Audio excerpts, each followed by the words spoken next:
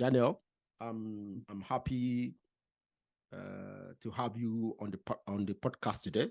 We have talked about so many interesting things. So my last question for you is, what's your advice to young Africans to help them contribute to their communities? I would say they should seek exposure, and I know many do that. But then even more important than seeking exposure is to understand your roots and understand the context you find yourself.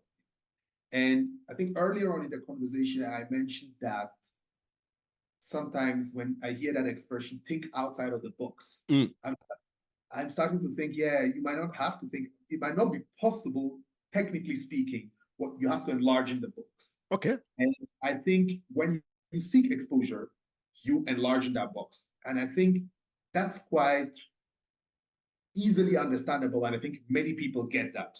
Like, yeah, you grew up in Ghana, you've never been out of Ghana, you travel to, whether it's US, China, Switzerland, whatever it is, you see new things. Of course, it enlarges your box. And I think people kind of intuitively would understand that.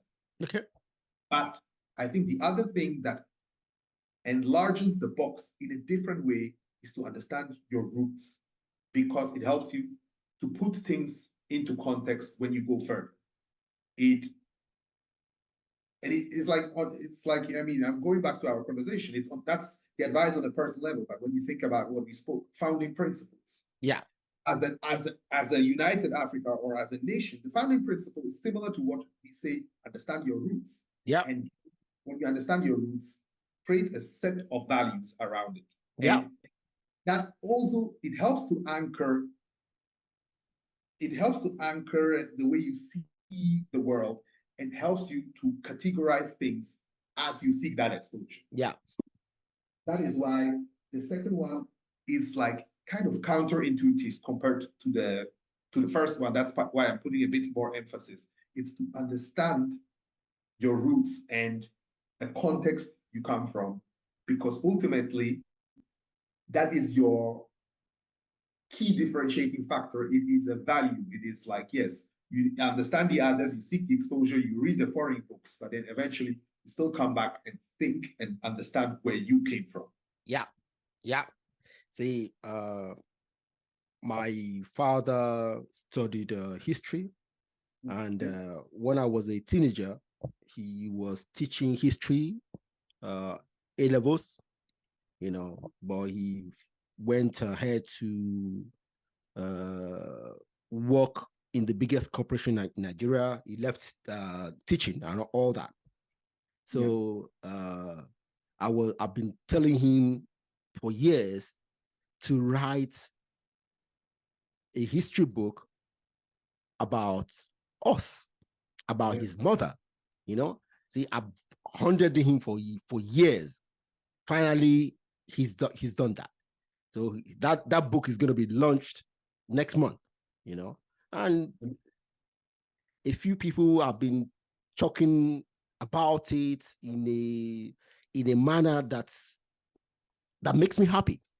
See, he wrote a book about my roots. See, and what I tell young people, because history has become a big deal, okay, on social media especially, and many of the things that young Africans focus on, unfortunately, are mostly myth, okay. And I tell them, see, okay, let's go back a little bit. Go back, talk to your father, your mother, your grandparents. Ask them to tell you their history, their own history. Yeah. Okay. Now, if your grandparents or your parents tell you their history, their own history, and then check that history, compare it to what you are hearing on social media, you see the difference. See, it's important for us to actually understand where we come from. See, it creates a big difference in the way we see the world. Yes. Once you understand your personal family history, So thank you very much. Daniel, it's been a fantastic time with you today. Thank you very, very much. Thanks for having me. Take care, man. Bye. Yeah. Bye.